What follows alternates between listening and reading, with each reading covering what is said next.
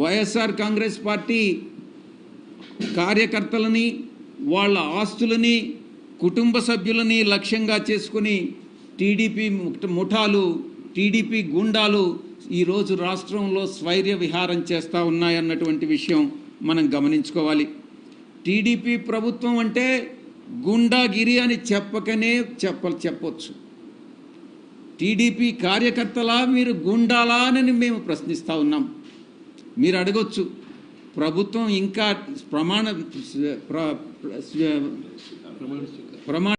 ముఖ్యమంత్రి గారు ప్రమాణ స్వీకారం చేయకముందే ఈ ఆరోపణలు చేస్తున్నారు అని ప్రశ్నించవచ్చు. నేను ఒకటే సమాధానం చెప్తా ఉన్నా, ఉద్దేశపూర్వకంగా చంద్రబాబు నాయుడు ప్రమాణ స్వీకారానికి ముందే ఈ యొక్క హింసను ప్రేరేపించాడు అనేటటువంటి విషయంలో ఎటువంటి సందేహం లేదు. ప్రమాణ స్వీకారం చేసిన తరువాత ప్రభుత్వం బాధ్యత వహించాల్సి వస్తుందనని ప్రమాణ స్వీకారానికి ముందే వైఎస్ఆర్ కాంగ్రెస్ పార్టీ కార్యకర్తల మీద దాడులు జరపండి అనని ఆయనే స్వయంగా ఆదేశాలు ఇచ్చాడు అన్నటువంటి విషయం అంతర్గతంగా తెలుగుదేశం పార్టీ నాయకులు చర్చించుకుంటున్నటువంటి విషయం మీ దృష్టికి వచ్చే ఉంటుంది. దాడులని అడ్డుకునేటటువంటి వ్యవస్థలే కల్పించట్లేదు. న్యాయ వ్యవస్థను అప్రోచ్ అయ్యాం, పోలీస్ వ్యవస్థను అప్రోచ్ అయ్యాం, రెవెన్యూను అప్రోచ్ అయ్యాం. పోలీసు వ్యవస్థ నీరు గారిపోయింది, నిస్తేజంగా మారిపోయింది. వ్యవస్థ పని చేయకుండా మానేసింది. బాధితులు పడుతున్నటువంటి ఎవరైతే హింసకు గురయ్యారో, ఎవరైతే హింసకు లోనయ్యారో ఆ బాధితుల ఆక్రందనలు అన్నటువంటిది ఒక్కసారి చంద్రబాబు నాయుడు గాని ఆలకిస్తే, అదే ఆక్రందన తన కుటుంబ సభ్యులు చేస్తే ఎంత మనసు నొప్పిస్తుందో ఒక్కసారి చంద్రబాబు నాయుడు అర్థం చేసుకోవాలి అని నేను తెలియజేస్తా ఉన్నా. మన కుటుంబ సభ్యులు అదే రకమైనటువంటి బాధ అనుభవిస్తే మనం ఎలా ఫీల్ అవుతామో అదే ఇతరులు అనుభవించినప్పుడు కూడా ఒక నాయకుడిగా, ఒక రాష్ట్ర ముఖ్యమంత్రిగా మీరు కూడా అదే ఆవేదనతో ఆ యొక్క బాధలు తీర్చాల్సినటువంటి బాధ్యత ముఖ్యమంత్రిగా ఆయన మీద ఉంది అన్నటువంటి విషయంలో ఎటువంటి సందేహం లేదు.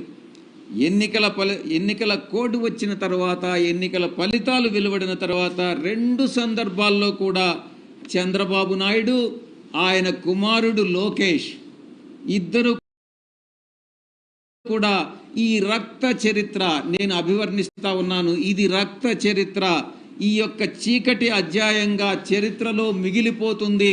2024లో మొట్టమొదటిసారి చంద్రబాబు నాయుడు, నేను అనుకుంటాను 1999లో అధికారంలోకి వచ్చాడు. అది బీజేపీ పార్టీ వల్లనే. ఆ తర్వాత 2014లో అధికారంలోకి వచ్చాడు. అది బీజేపీ సహకారం వల్లనే. ఇప్పుడు 2024లో మళ్ళీ అధికారంలోకి వచ్చాడు. అది కూడా బీజేపీ సహకారం వల్లనే. నేను చెప్తా ఉన్నాను, ఈ హింస ఇలాగే కొనసాగితే రాష్ట్రంలో బీజేపీ కూడా, రాష్ట్ర ప్రభుత్వంలో బీజేపీ భాగస్వామి కూడా ఉంది కాబట్టి బీజేపీకి కూడా ఈ బాధ్యత వహించాల్సి ఉంటుంది అన్నటువంటి విషయాన్ని నేను స్పష్టంగా చెప్తా ఉన్నాను. ఈ చంద్రబాబు నాయుడు ప్రారంభించినటువంటి సాంప్రదాయం మంచి ప్రెసిడెంటా కాదా అన్నటువంటిది చంద్రబాబు నాయుడు విజ్ఞతకే వదిలేస్తా ఉన్నాం. దీన్ని ఏ రోజు కూడా ఒక ప్రామాణికంగానో ఒక ప్రెసిడెంట్గానో మీరు నెలకొల్పవద్దు చంద్రబాబు నాయుడు అని నేను చెప్తా ఉన్నా. ఎందుకంటే భావి తరాలకి మీరు హింసను ప్రేరేపించడం అన్నటువంటిది మంచిది కాదు, ఇది నేర్పించవద్దు అని నేను మీ అందరికీ కూడా నేను విజ్ఞప్తి చేస్తా ఉన్నా. ఎవ్వరు కూడా హర్షించరు, సభ్య సమాజం హర్షించదు. ఈ విషయం చంద్రబాబు నాయుడు గుర్తుపెట్టుకోవాలి. అధికారం అంటే బాధ్యత కాదు, రౌడీజం అని, గుండాయిజం అని వాళ్ళు తెలుగుదేశం వాళ్ళు ఈరోజు చెప్పకనే చెప్తా ఉన్నారు. ఇదే మా పద్ధతి, ఇదే మా తరహా, ఇదే మా ప్రిన్సిపల్ అన్నటువంటి విషయాన్ని తెలుగుదేశం పార్టీ చాలా స్పష్టంగా చెప్తా ఉంది. నోరు ఎత్తేటటువంటి బడుగు బలహీన వర్గాలు, నిరుపేదలు, వాళ్ళందరూ మధ్యతరగతి వర్గాలపైన తెలుగుదేశం పార్టీ చూపిస్తున్నటువంటి దందాలు కానీ, ఆ యొక్క జులాయితనం కానీ ప్రదర్శించడం చూస్తే సభ్య సమాజం తలవంచుకునేటటువంటి పరిస్థితి ఈరోజు ఆంధ్ర రాష్ట్రంలో. యూనివర్సిటీలు వదలట్లేదు.